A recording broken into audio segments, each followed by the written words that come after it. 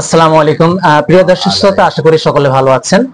দেখতে পাচ্ছেন আমার পাশে ছোট্ট একটা বাবু, বয়স 5 বছর। আসলে এই ছোট্ট বাবুর অর্শ হয়েছে, আর এই অর্শর কথা শুনে আমার কাছে এসেছে।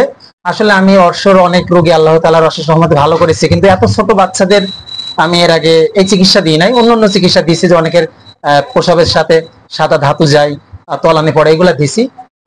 আজকে প্রথম। তার সাথে তার আপনার কি নাতি? আমার, হ্যাঁ। আচ্ছা, এই সমস্যাটা কতদিন? বছর খানিক। বছর খানিক। আচ্ছা, কি কি হয় একটু বলেন তো?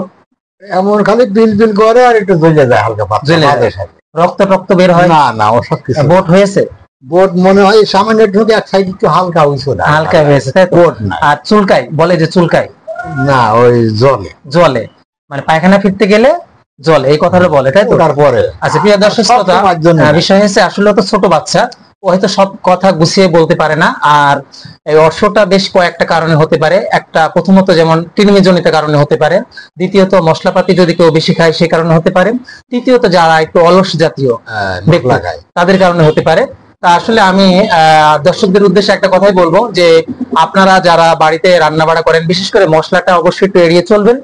আর প্রতি 3 মাস অন্তর অন্তর ফ্যামিলির সবাই কৃমির ওষুধ খাবেন। এবং যারা একটু অলস জাতীয় প্রকৃতির, এটা দেখা যাচ্ছে অনেকে আছে যে সকালে বিছানা থেকে উঠতে চায় না, এগুলা করা যাবে না। অন্তত পক্ষে একটু হাঁটাহাঁটি করতে হবে।